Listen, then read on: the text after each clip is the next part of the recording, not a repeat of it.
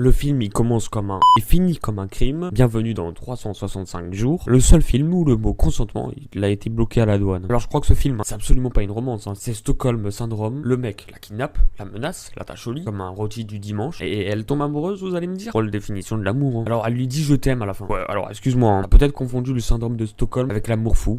Qui sait. Alors le mec il est censé, il se prétend être un mafieux. Personnellement j'ai vu plus de crédibilité chez le pizzaiolo du coin. Massimo c'est pas un bad boy sexy. Peut-être un mec qui aurait dû finir dans une cellule, mais en tout cas pas dans ton lit. Alors tu signes pour une romance au début et tu finis par regarder un film qui ressemble à un illégal tourné dans une cave. Les scènes de... il y en a tellement, on dirait que a produit le film. 45 scènes de... 0 scènes de dialogue crédible. Personnellement, si j'aurais juste voulu voir des gens nus, je regardais le catalogue de La Redoute des années 90, c'était réglé, hein. Alors on en parle de cette phrase qui dit, je cite: Je ferai rien tant que j'aurai pas ta permission.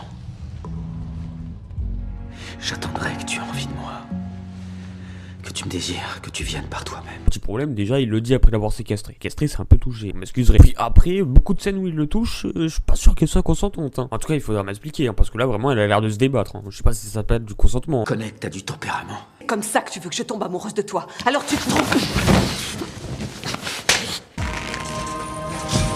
Enculé.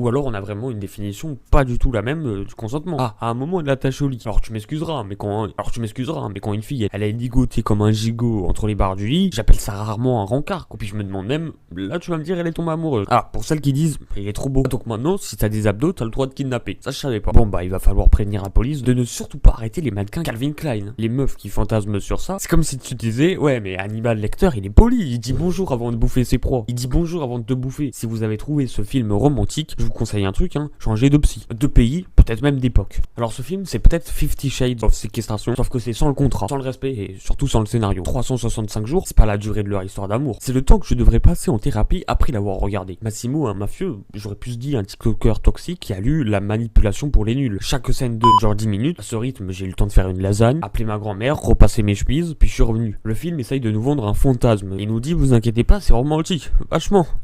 Ce que j'y ai vu, moi, personnellement, c'est une version longue d'un signalement MeToo. Elle tombe amoureuse de lui, bien après s'être fait kidnapper. Bah écoute, moi je suis tombé amoureux de aucun de mes contrôleurs SNCF. Pourtant, il y a des moments, ils m'ont retenu assez longtemps. Ce film, c'est une lettre d'amour, en tout cas ce qu'ils disent, écrite avec des menottes, des cris et surtout zéro consentement. À la fin, elle lui dit je t'aime. Je te l'ai tapé 45 fois, donc vaut mieux que tu l'aimes, quoi. Franchement, on dirait qu'elle a confondu l'amour avec le syndrome de l'hébergeur Airbnb violent. Alors Massimo, il est censé faire fantasmer. Moi, perso, s'il m'attache à un lit et me dit tu ne bougeras pas, je bouge vers la police très vite. 365 jours,